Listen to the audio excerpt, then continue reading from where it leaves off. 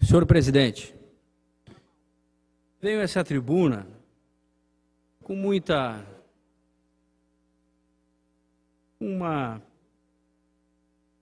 após uma análise muito aprofundada dos fatos políticos que vêm acometendo a nossa nação. Esse fim de semana,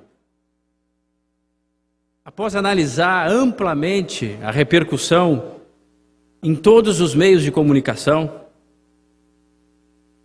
após analisar, eu faço uma análise aqui absolutamente desprovida de cunho partidário, ideológico.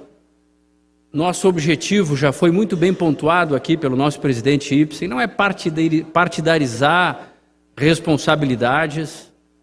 Eu vejo aqui muitas vezes, fazemos críticas, vivemos um momento nacional muito difícil, muito delicado, e é importante mencionar a responsabilidade da bancada dos deputados que compõem a oposição, Partido dos Trabalhadores, PCdoB, pessoas dignas, pessoas que têm uma trajetória política respeitável, de integridade. Então, trata-se de críticas políticas.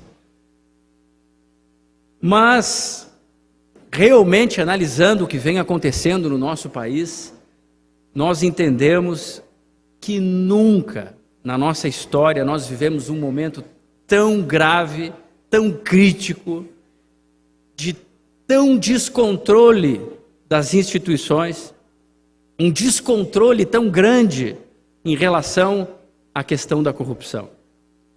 Esse fim de semana, em todos os jornais, em todas as revistas, analisando a questão da Lava Jato, da Operação Zelotes, da emergência do BNDES, eu realmente fiquei perplexo.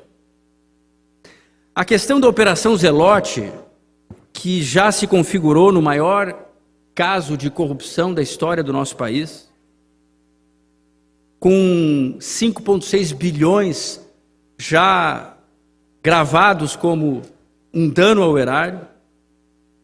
Ele começa com o nosso ex-secretário da Receita, senhor Otacílio Dantas, que presidiu a Receita Federal de 2009 a 2011, que era interino do antigo secretário da Receita, que foi demitido porque estava investigando o imposto de renda do seu José Sarney, por isso ele foi demitido. Então assume o senhor Otacílio, que preside o CARF, que preside a Receita Federal de 2009 a 2011, e em 2011 ele se aposenta e, para nossa surpresa, o ex-ministro Mantega muda o regimento interno do CARF para que um auditor aposentado, porque até então auditores aposentados não poderiam presidir o CARF, muda o regimento interno para que o ex-secretário da Receita Federal, auditor aposentado, presida o CARF.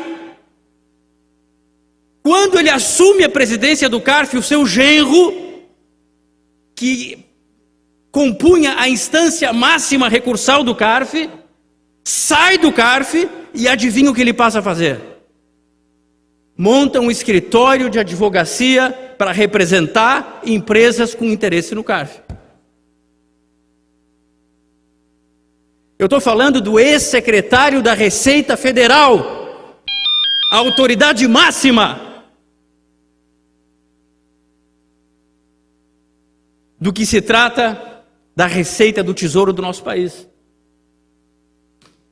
E a Polícia Federal, nessa operação, casualmente achou R$800 mil em espécie na casa do seu genro.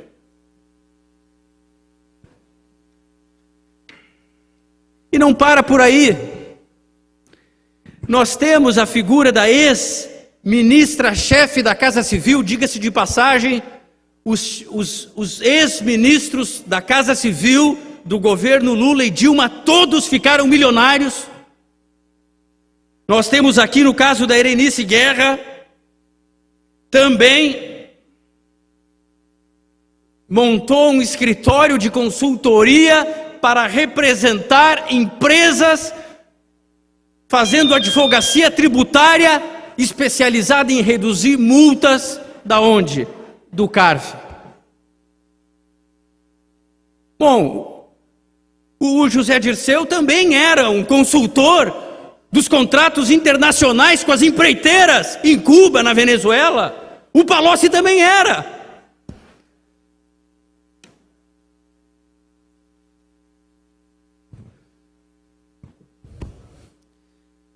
E o mais triste de tudo é que não para por aí.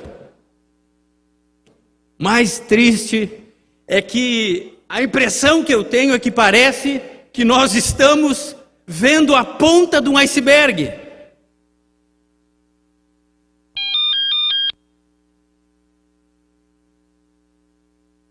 A questão do BNDES é outra questão seríssima que vai acometer. O Ministério Público, o Tribunal de Contas estão exigindo e já entraram na justiça para obter as informações desses contratos sigilosos que o governo federal fez com o Clube das Empreiteiras e se negaram a dar. A relação que o BNDES tem já são 27 bilhões de reais nessa caixa preta.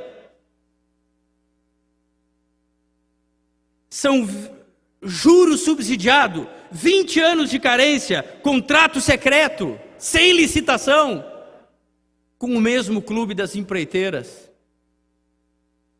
para financiar obras na Venezuela, obras milionárias na Venezuela, para fazer um porto em Cuba, para fazer um metrô na Venezuela.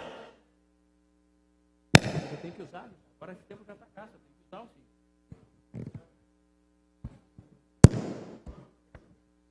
Revista Época, nesse fim de semana, mostra, fruto de uma reunião do seu Lula com o seu Hugo Chávez, uma obra milionária de um metrô, onde se infringiram as regras do BNDES, repassando 200 milhões de dólares, independente do cronograma de execução.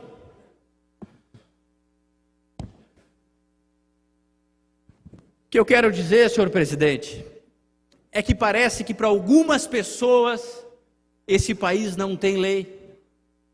Algumas pessoas se imaginam acima da lei.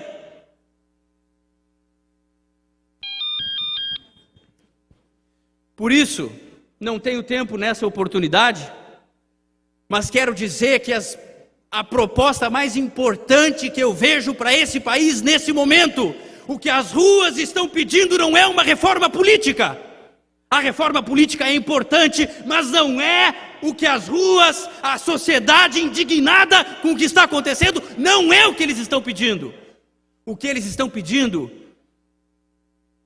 é um governo decente, mas acima de tudo, instituições que tenham capacidade de controlar esse crime organizado que se instalou no Estado brasileiro.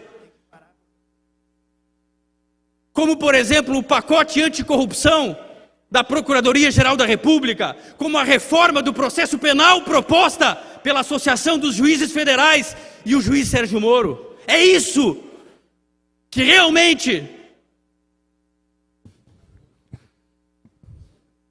pode mudar a história desse país, que tão tristemente, ao longo dos anos, vem sendo sangrado, explorado e saqueado. Mas se Deus quiser, o povo na rua, nós vamos mudar essa história. Muito obrigado, senhor presidente.